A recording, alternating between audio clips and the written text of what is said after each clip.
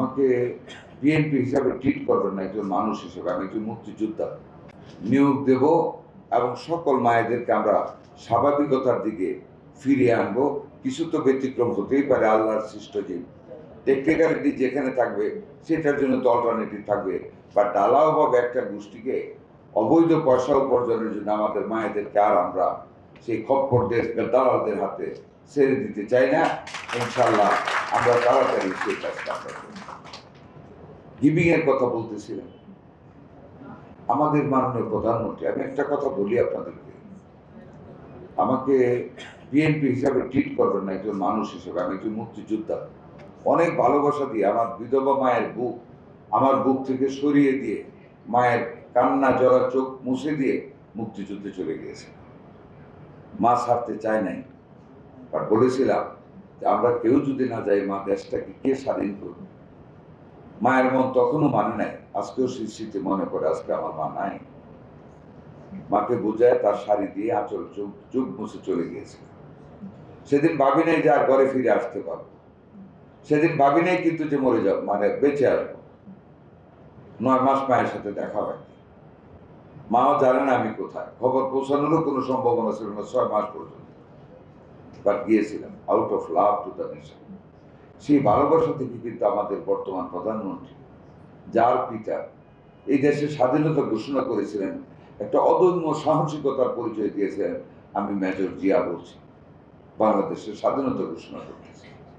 শুধু সেখানেই তিনি থেমে থাকেননি, he participated in the war field. যুদ্ধক্ষেত্রে সেক্টর কমান্ডার হিসাবে, জেড ফোর্সের কমান্ডার হিসেবে দেশটাকে স্বাধীন করেছে। আবার দেশের দায়িত্ব নিয়েছে, বহুদলীয় গণতন্ত্র প্রতিষ্ঠা করেছিলেন। ওনার স্ত্রী বর্তমান প্রধানমন্ত্রীর মা, সেও কিন্তু এই দেশে গণতান্ত্রিক আন্দোলনে অদম্য ভূমিকা রেখেছেন। কোনো চাপের কাছে, কোনো স্বৈরাচারের সাথে কিন্তু সে আপোষ করেনি। সংসদীয় গণতন্ত্র প্রবর্তন করেছেন। ওনাদেরই ছেলে জনাব তারেক রহমান। গতকাল একটা মিটিং হয়েছে, একজন প্রধানমন্ত্রী, সে ভেরি বিগ পোস্ট না, দেশের প্রশাসনিক প্রধান ব্যক্তি। উনি আমাদেরকে কি বলেছেন কালকে জানেন? খুব বিনয়ের সাথে বলেছেন যে, মন্ত্রী মহোদয়গণ, আমি একটা কথা বলবো আজকে আপনাদের। মানে এত বিনয় কথার মধ্যে, এটা আমি তো ওনার মুখে না শুনলে বুঝতে পারি যে আপনারা রাখতেও পারেন আমার কথাটা, নাও রাখতে পারেন। আমি কিন্তু হুবহু কোট করতেছি, রাখতেও পারেন আমার কথাটা, নাও রাখতে পারেন। তবে আমি অনেক চিন্তা ভাবনা করে দেখেছি, আপনাদেরকে আমার বলা হচ্ছে। এখন আপনাদের ইচ্ছা, আমি যেটা বলবো আমি এটা করতেছি।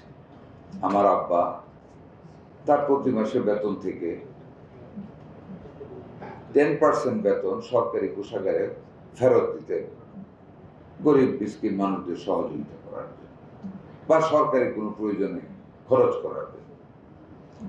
আমি কিন্তু বেতন নিচ্ছি, আমি না নিয়ে চলতে পারতেছি না, এটার পরে আসি। আমি কিন্তু প্রতি মাসে 10% 11,500 টাকা, আমার 1,15,000 টাকা আমার বেসিক বেতন।